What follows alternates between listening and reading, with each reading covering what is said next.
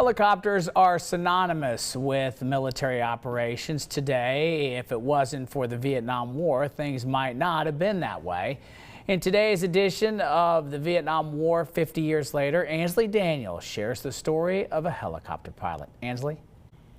Yeah, the Vietnam War is dubbed by some as the helicopter war, since the aircraft was used for everything from moving supplies to transporting troops, medical calls, and everything in between. The Army even put out a call asking for those who were interested in becoming a pilot, and Master Army aviator Tom Reeves answered the call. Coming from a line of military service members dating back to World War I, Thomas Reeves knew he wanted to follow in his family's footsteps. I'm at 5, 6, 7 years old, and so all these veterans come home and rebuilt America, as you know. And I got to meet a lot of them. He went on active duty in January of 1963 after spending his 4 years at Middle Tennessee State College in the ROTC program and graduating as a second lieutenant in the Army Reserves. I was there early and watched units coming in after I was there. His first tour in Vietnam was in the summer of 1966. The Army was in desperate need of helicopter pilots. Helicopters became trucks, and we were able to resupply, go in combat assaults. The dense jungles created an issue the Army hadn't faced before. The whole country, until you get south into Saigon, the southern region, that's all rice paddies, but there's no roads. I mean, it's trails, it's gravel, dirt, all that.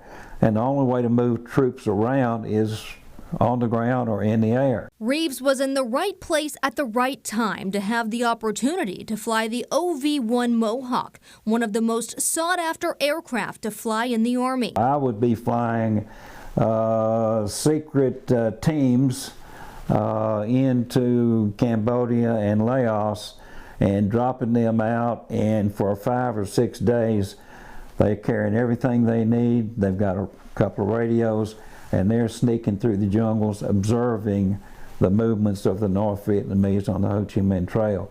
Then we'd go back in and pick them up. He had 1,000 hours of combat time between his 2 tours. 60 aircraft in formation, 60 helicopters with 5 troops on each one. And we put them into a major battle area and left them on the ground with whatever they needed. But then when they needed water, they needed food, they needed ammunition, they needed evacuation. Who did it? Like the truck driver that's hauling all this gravel for the rebuilding of the roads around here. You know, helicopter pilots did it all. Reeves and his crews had several close calls, earning several Valor Awards, including the Distinguished Service Cross. We became one of the highest decorated combat crews in Vietnam.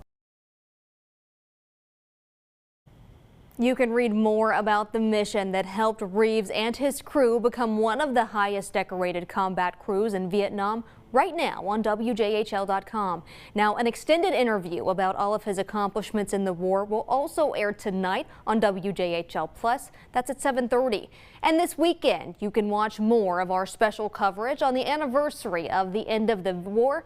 Vietnam War, A Lost Generation will air tomorrow. That's at noon right here on News Channel 11.